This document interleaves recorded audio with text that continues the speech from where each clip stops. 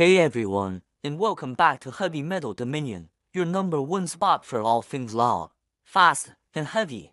Today, we're cranking the amps to 11 and diving headfirst into the chaotic, blistering world of thrash metal. So grab your battle vest, get ready to headbang, and let's explore the origins, the pioneers, and the enduring legacy of one of metal's most electrifying subgenres. To truly understand thrash, we have to travel back in time. The late 1970s and early 80s were a fertile ground for heavy music. The new wave of British heavy metal, or mob as it is affectionately known, was in full swing. Bands like Iron Maiden, Judas Priest, and Motorhead were pushing the boundaries of what rock music could be. They were faster, heavier, and more technically proficient than their predecessors. Motorhead, in particular, with Lemmy Kilmister's raw, gravelly vocals and aggressive, bass-driven sound, laid a crucial foundation. Their 1979 album, Overkill, with its relentless double bass drumming, is often cited as a direct proto-thrash classic. Simultaneously, across the Atlantic, another movement was brewing: American hardcore punk. Bands like Black Flag, The Misfits, and Minor Threat were playing stripped-down, furiously fast, and politically charged music. It was raw, it was angry, and it was a direct rebellion against the polished, mainstream rock of the era. The energy was pure, unfiltered aggression. So what happens when you take the technicality and melodicism of the new wave of British heavy metal and smash it head-on with the speed, aggression, and DIY ethos of hardcore punk? You get thrash metal. In the epicenter of this new, seismic musical shift was the San Francisco Bay Area. In the early 1980s, the Bay Area scene was a melting pot of musicians hungry for something more extreme. They were listening to Diamond Head and Angel Witch, but they were also going to punk shows and soaking in that raw energy. They started experimenting, taking the fast tempos of speed metal, applying the precision of palm-muted guitar riffs, and injecting it all with a punk rock snarl. This wasn't just music. It was a statement. It was a sound that was both technically demanding and viscerally aggressive. And from this primordial soup of sound, the titans of thrash began to emerge. You can't talk about thrash without talking about the big four: Metallica, Slayer, Megadeth, and Anthrax. These were bands, while all flying the thrash banner, each brought their own unique flavor to the table and became the genre's founding fathers. Let us start with Metallica. Formed in Los Angeles in 1981 before relocating to the more receptive Bay Area, they were one of the first to codify the thrash sound. Their 1983 debut, Kill 'Em All, is a landmark album. It is an absolute powerhouse of speed and aggression, packed with blistering solos and James Hetfield's signature downpick, machine gun riffs. Songs like Hit the Lights and Seek Destroy became instant anthems for a new generation of metalheads. They took the mob influence and supercharged it, creating a blueprint that countless bands would follow.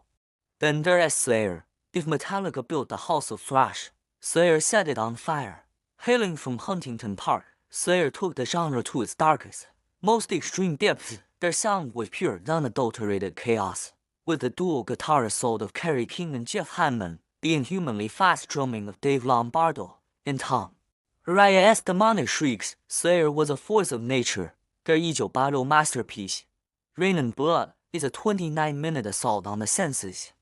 It is relentlessly fast, brutally heavy, and its controversial subject matter pushed the boundaries of what was acceptable in music. To this day, it is considered by many to be the definitive thrash metal album. Next up is Megadeth. Formed by guitarist Dave Mustaine after his infamous departure from Metallica, Megadeth was born from a desire for vengeance and a need to be faster, heavier, and more technical than his former band. Mustaine's guitar work is legendary, complex, intricate, and jaw-droppingly fast.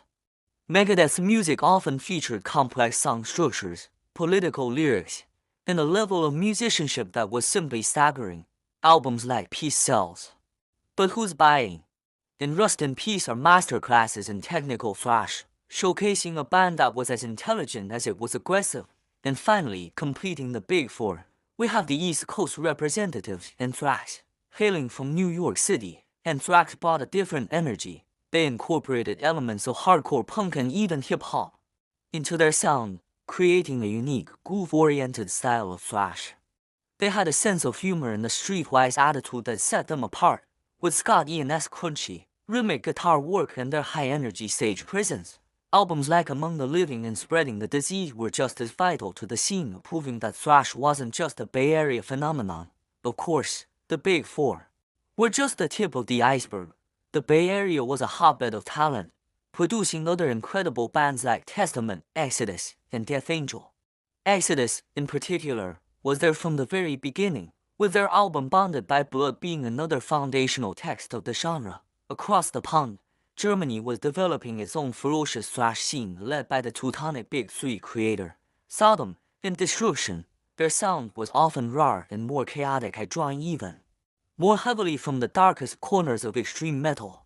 And in Brazil, Sepultura was creating a thrash sound that was uniquely their own, incorporating tribal elements that would later influence the entire metal world.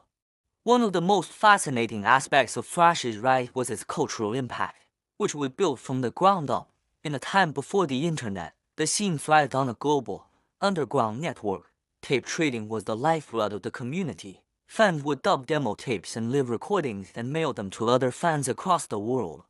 This DIY network allowed bands to gain international followings without any major label support. Signs or fan-made magazines were also crucial, providing reviews, interviews, and a sense of community for this global tribe of metalheads.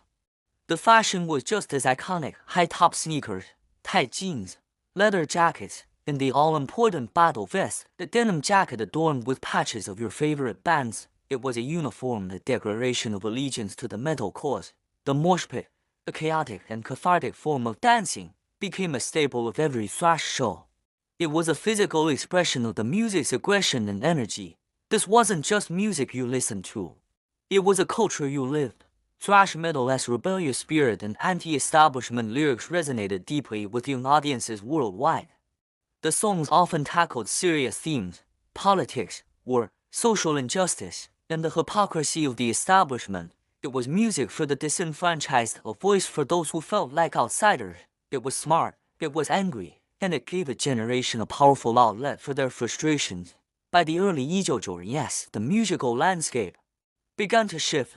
Grunge emerged from Seattle, and many of the classic thrash bands began to experiment with their sound, slowing down their tempos and adopting more mainstream rock elements. While the golden age of thrash may have ended, its spirit never died. The genre's influence is immeasurable. It directly paved the way for more extreme genres like death metal and black metal, and its DNA can be found in countless modern metal subgenres, from metalcore to groove metal. In recent years, we've seen a massive resurgence of thrash. A new wave of bands like Municipal Waste, The Power Trip, and Havoc have picked up the torch, paying homage to the classic sound while bringing their own modern energy to the table. At the same time, the old guard, the pioneers, are still going strong, selling out arenas and proving that the power of a killer riff is timeless. Thrash metal is more than just fast, aggressive music. It's a story of innovation, rebellion, and community. It's a testament to the power of a grassroots movement that built a global empire on the back of demo tapes and a shared love for loud, fast, and heavy music. From the sweaty clubs of the Bay Area to a worldwide phenomenon, the legacy of thrash metal is undeniable, and its heart is still beating as fast and furiously as ever. So, what are your favorite thrash albums? Who do you think should have been included in the Big Four? Let me know down in the comments. I read every single one. If you enjoyed this deep dive into metal history, please smash that like button, and be sure to subscribe to Heavy Metal Dominion and hit the notification bell so you don't miss our next video. Thank you for watching, and stay heavy.